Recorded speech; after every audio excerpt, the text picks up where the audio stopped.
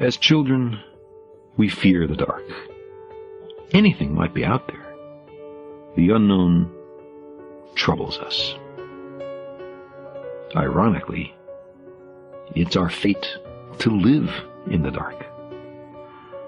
This unexpected finding of science is only about 3 centuries old. Head out from the earth in any direction you choose.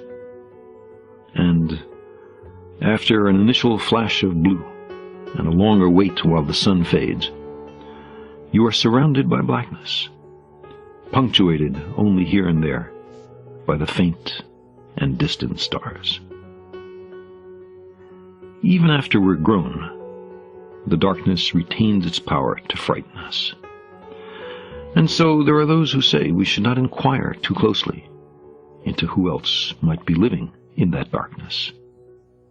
Better not to know, they say. There are 400 billion stars in the Milky Way galaxy. Of this immense multitude, could it be that our humdrum sun is the only one with an inhabited planet? Maybe. Maybe the origin of life or intelligence is exceedingly improbable. Or maybe civilizations arise all the time, but wipe themselves out as soon as they are able. Or, here and there, peppered across space, orbiting other suns, maybe there are worlds something like our own, on which other beings gaze up and wonder as we do about who else lives in the dark. Could the Milky Way be rippling with life and intelligence, worlds calling out to worlds, while we on Earth are alive at the critical moment when we first decide to listen?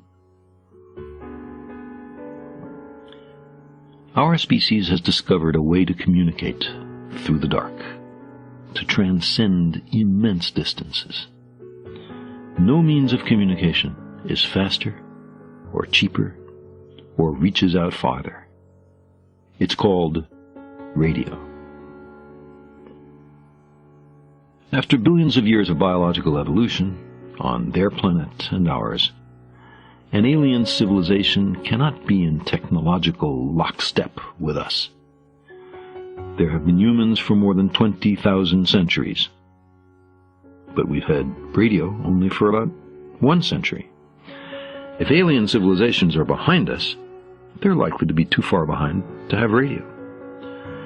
And if they're ahead of us, they're likely to be far ahead of us.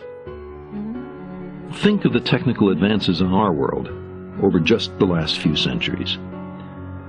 What is for us technologically difficult or impossible, what might seem to us like magic, might for them be trivially easy. They might use other, very advanced means to communicate with their peers, but they would know about radio as an approach to newly emerging civilizations. Even with no more than our level of technology at the transmitting and receiving ends, we could communicate today across much of the galaxy. They should be able to do much better, if they exist.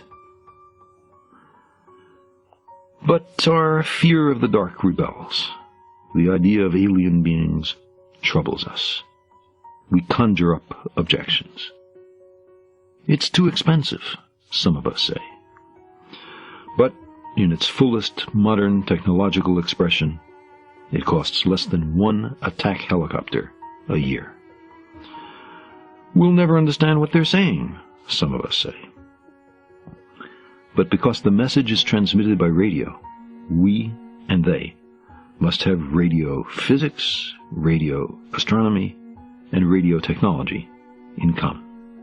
The laws of nature are the same everywhere, so science itself provides a means and language of communication even between very different kinds of beings, provided they both have science. Figuring out the message, if we're fortunate enough to receive one, may be much easier than acquiring it. It would be demoralizing to learn that our science is primitive, some say. But by the standards of the next few centuries, at least some of our present science will be considered primitive extraterrestrials or no extraterrestrials. Incidentally, so will some of our present politics, ethics, economics, and religion. To go beyond present science is one of the chief goals of science. The debate is, for the moment, moot.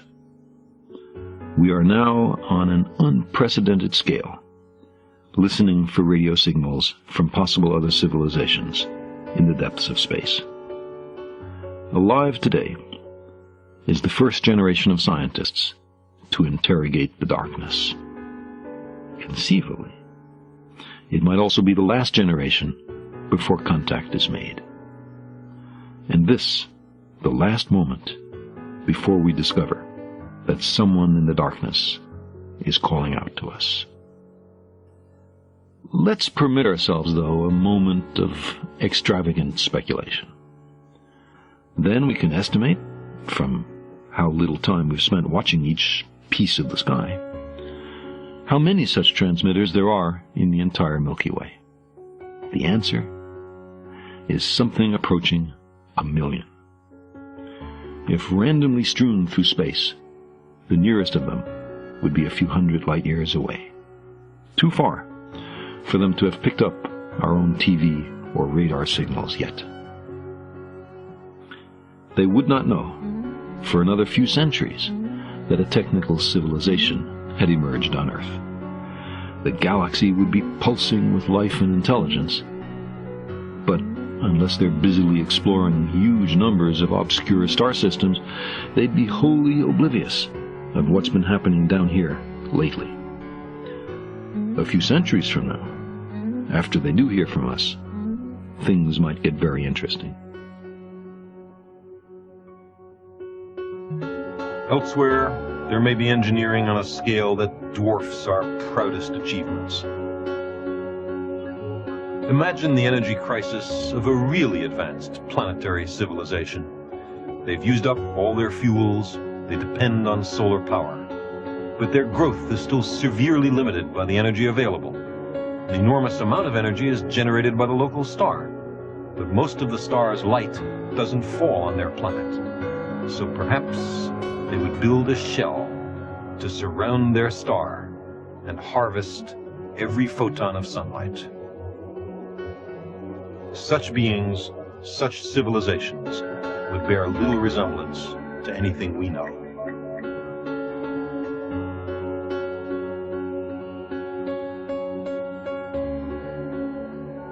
Perhaps someday there will be an entry in the Encyclopedia Galactica for our planet. Or perhaps even now there exists somewhere a planetary dossier garnered from our television broadcasts or from some discreet survey mission. They might summon up the index of blue worlds in our province of the Milky Way until they came to the listing for Earth.